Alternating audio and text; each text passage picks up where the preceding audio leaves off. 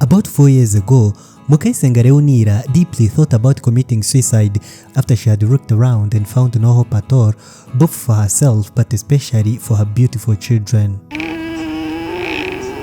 That was after giving birth to the twins, of whom one of them is Niyonsenga Dieudonne. Kandi nanjye sinabyakiriye neza kuko nibazaga ubuzima mbayemo njyewe aho kugira ngo mbubemo n'ubundi nanjye napfa kubera ko se w'umwana atamumfasha. At 13 years old, this boy is not able to do anything for himself as a result of an extreme mental disorder he was born with. His twin sister, Nyonize Liliane, is a healthy and beautiful girl with huge ambitions, but that's not near enough to bring joy to her face, nor is it near enough to bring hope to her miserable mother.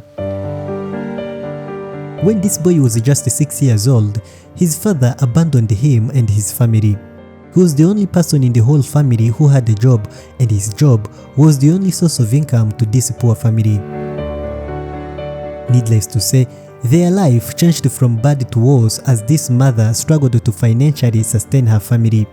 Her disabled boy was a huge burden to her and her daughter, as both of them had to sacrifice all their lives in order to take care of him.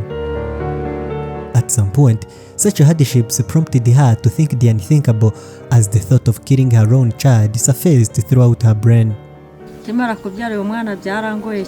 After giving birth to this child, I struggled to breastfeed him because I couldn't believe him to be my child. When my husband left me, I couldn't even provide food for him and his twin sister. It was a difficult moment for me, and I asked God what I have done to deserve this. That's when I had an idea to throw him away in order to reduce my burden. I thought it would help me and relieve the stress I was dealing with every day because of him. But later on, I changed my mind after seeing how his twin sister loved him. That love encouraged me, and I vowed to do everything in my power to raise him.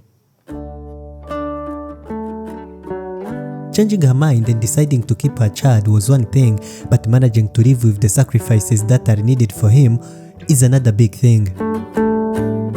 Such choice means that this woman accepted poverty for as long as she is the only one taking care of him. That's because of the huge needs of this boy. To survive, he needs someone to look after him all the time, since he cannot talk nor listen or even cry properly.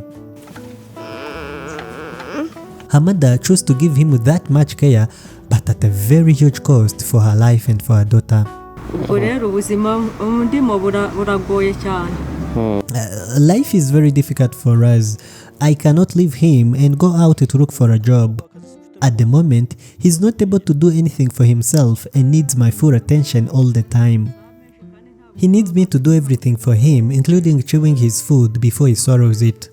I clean his poops and his clothes every day while making sure that he's asleep or awake to be around him. Some people advised me to drop my daughter out of school, but I have refused to do so.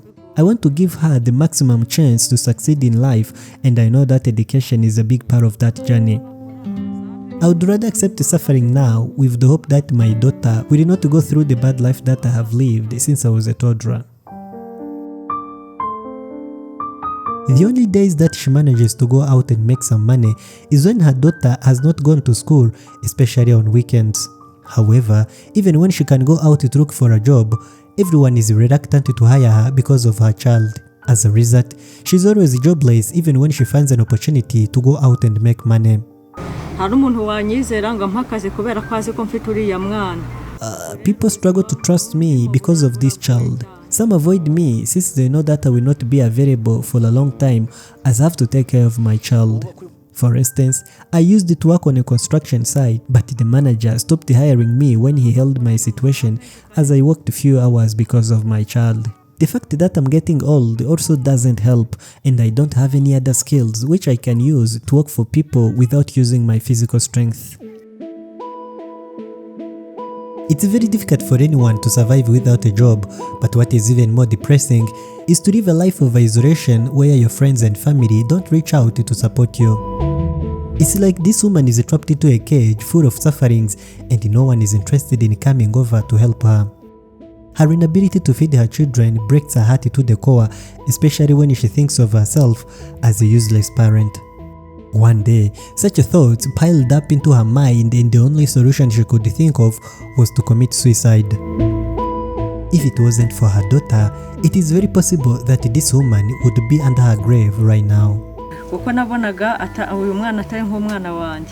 struggled to accept that this kid is mine. I asked God why I live this kind of life. That's when I thought about committing suicide because of the hardships I was enduring at that time. Sometimes I would not even have food to give my son, and seeing him struggling with hunger always broke my heart.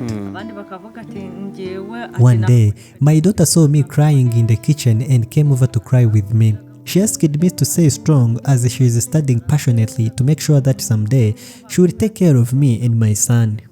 Hearing such words from my daughter strengthened my soul, and I promised myself to never give up again.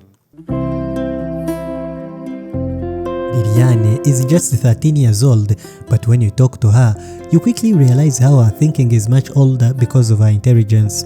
It's a result of a difficult upbringing she has been through, which has profoundly changed her perspective of life in general. She understands that she is the only one who has her mother's back, since her friends and family have all isolated them.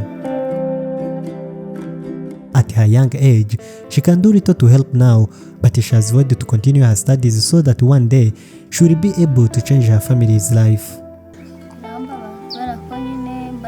It hurts me to see my brother struggling for everything. I try to help my mother however much I can.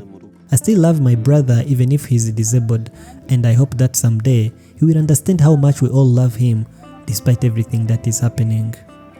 I want to be a doctor so that I will be able to treat people with disability like my brother. My biggest dream is to study until I get into the university, which will allow me to help my brother. Every single day, this young girl touches her brother before going to school, which further cements her affection for him. Such an expression of love for her twin brother is one of the rarest things that bring joy to their mother.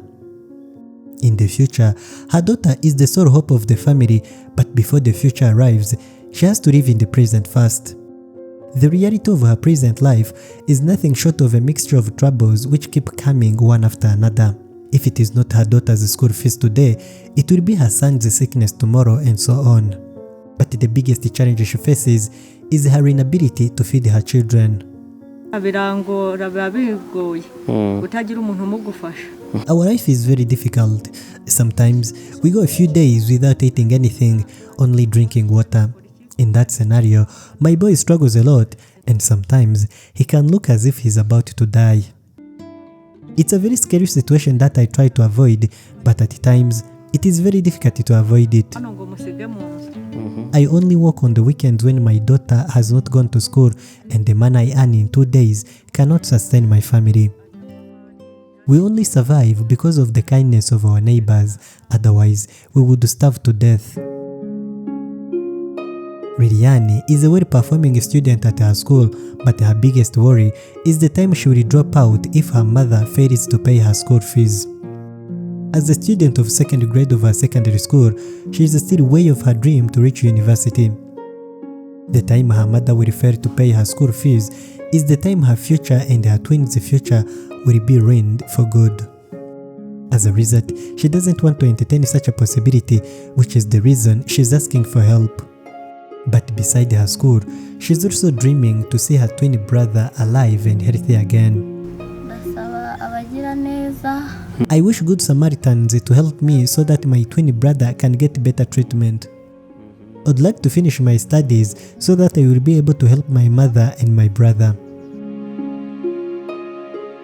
For her mother, it is very difficult to choose the most important problem to solve from an influx of uncertainties she lives with. But her boy's health is the #1 priority for her. She barely takes him to any hospital and doesn't even know the state of his condition. If she can get help for his treatment, she would have found a foundation to build a better life, as this kid takes all her time and energy. I would like people to help me so that my child can get advanced treatment. for the past 13 years, I've not been able to take him to the hospital which did specifically with disabled people, and I hope they can help me. If we can get healthy and I'm able to pay for my daughter's school fees, I'll be the happiest woman on the planet, regardless of all other issues I deal with. You can help this family through GoFundMe links found in the description and pinned in the top comments. Thank you for watching The Index. You can subscribe to help us share the story of this family, and by doing that, you're playing your part in making the world a better place.